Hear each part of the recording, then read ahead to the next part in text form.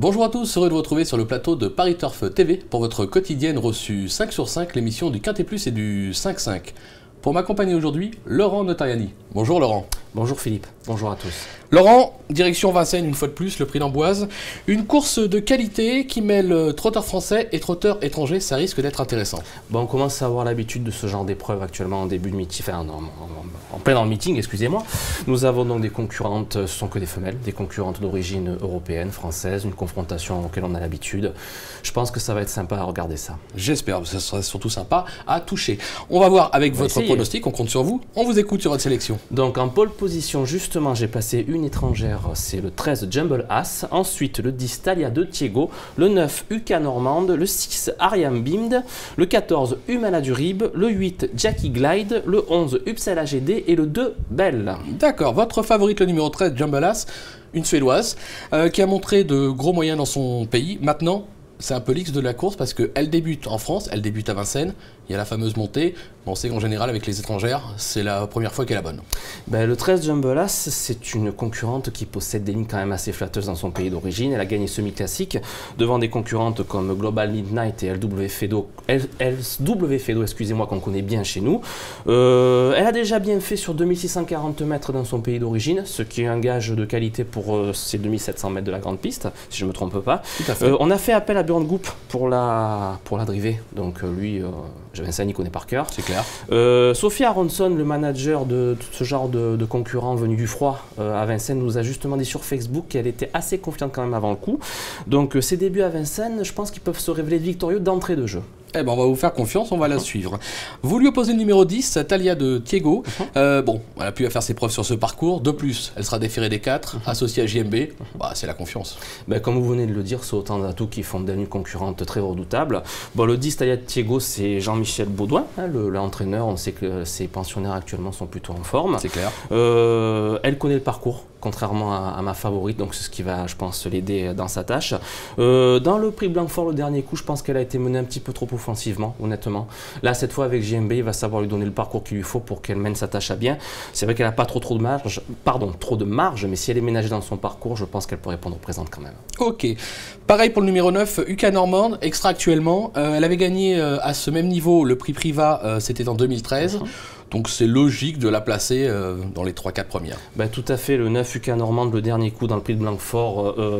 Autant pour moi, non, elle vient de faire une petite rentrée sympathique justement sur la petite piste de Vincennes, excusez-moi.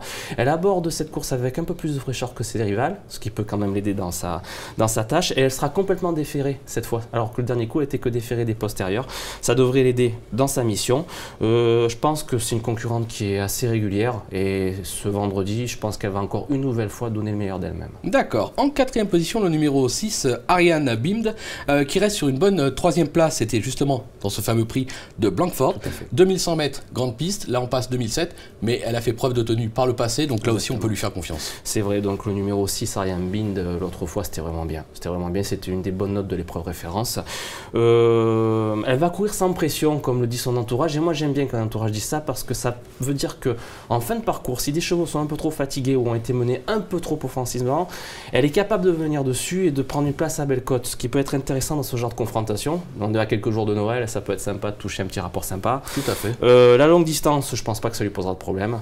Donc sur sa lancée, il faut la retenir. On parlait de Noël, vous m'avez prévu un petit cadeau ou pas? Honnêtement, j'y ai pas encore pensé. Bon, il faut se dépêcher. Hein. Ouais. En 5e position, numéro 14, Humala du Rib. Alors moi, personnellement, j'aurais placé un petit peu plus haut, mais vous allez nous expliquer pourquoi. Elle aussi a gagné un Quintet Plus 5-5 sur ce même parcours, c'était en 2013, le prix de Cahors. Bon, c'est une belle chance au papier. Oui. Alors le 14 du Humana du Rib, c'est vrai que l'autre fois à Mokanchi, au moment de sa faute, elle luttait pour la victoire. Donc cette performance la place comme un très très bon point d'appui pour cette épreuve.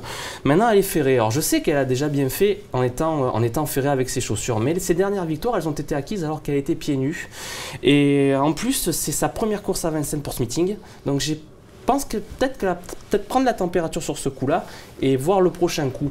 C'est un peu osé de la mettre en 5e position. Alors une place, c'est sûr que c'est dans ses cordes. Mais la victoire, peut-être pas. Je sais pas pourquoi. Écoutez, on va voir surtout si Joël Allais est d'accord avec vous, puisque Arnaud Lecomte l'a joint au téléphone. C'est le moment de notre petite minute terrain. On l'écoute.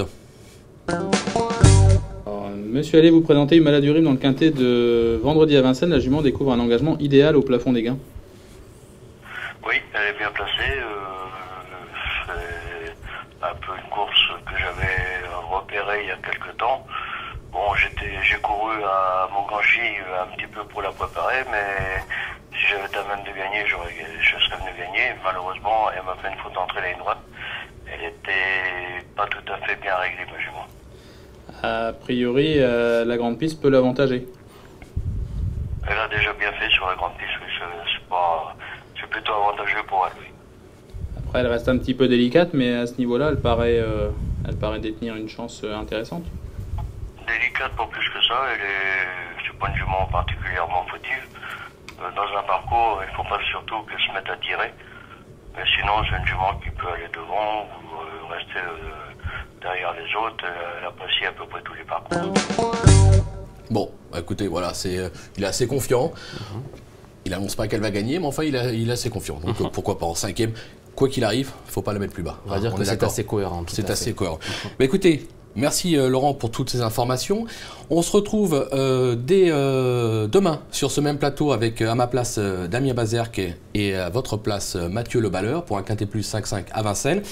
On va se quitter en faisant une petite dédicace à Emma, puisque Emma, si tu nous regardes, elle ne rate jamais une de nos émissions. Voilà, donc Emma, on t'embrasse et je vous dis rendez-vous très vite sur le plateau de Paris Turf TV. Au revoir. Au revoir.